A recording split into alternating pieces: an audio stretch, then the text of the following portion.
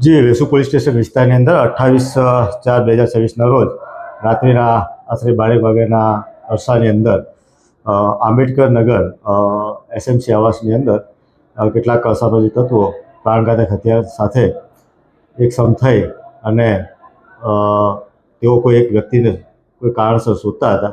એ બાબતે આવાસના લોકો સાથે વાદ વિવાદ થતા અને બોલાચાલી થતાં આ જે આરોપીઓ છે એ અચાનક ઉશ્કેરાઈ જઈ પોતાની પાસે રહેલ ચપ્પુ અને કુહાડી વડે એ લોકો સાથે હુમલો કરવામાં આવ્યો હતો.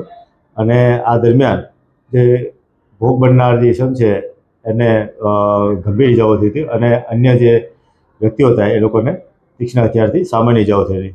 આ બાબતે અમે ખૂનની કોશિશ રાયોટિંગનો ગુનો દાખલ કરી અને આરોપીઓને ધરપકડ કરવામાં આવેલી છે અને મુદ્દામાલ પણ કબજે કરવામાં આવેલો છે.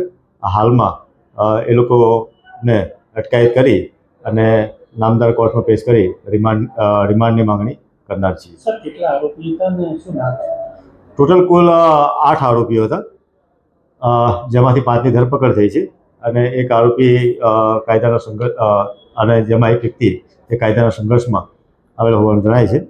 એમાં જે મુખ્ય આરોપી છે પંકજ કરીને છે, બીજું છે એ બાબુ વંશ કરીને છે અને બીજો છે એ પ્રથમ તરુણ, મયુર, તુષાર અને રાકેત મોહિતે.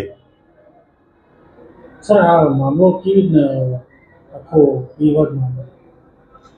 આ મામલો એ લોકો એવું છે જે આરોપી છે અને જે ફરિયાદી છે બંને જે છે એ બધા આજુબાજુ બીજાના આવાસમાં રહે છે અને અગાઉથી બીજાને ઓળખી પણ રહે છે અને આ લોકોને જ અત્યારથી તપાસ ચાલી રહી છે આ બાબતે અમારે કે ખરેખર બનાવવાનું શું મુખ્ય કારણ છે.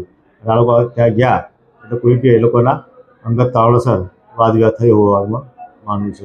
આ રહીશો આપણે અહીંયા આવ્યા છે, એ લોકોનું એવું કહેવું છે એક આરોપીની ધરપકડ નથી કરી, તો આપણું શું કહેવું?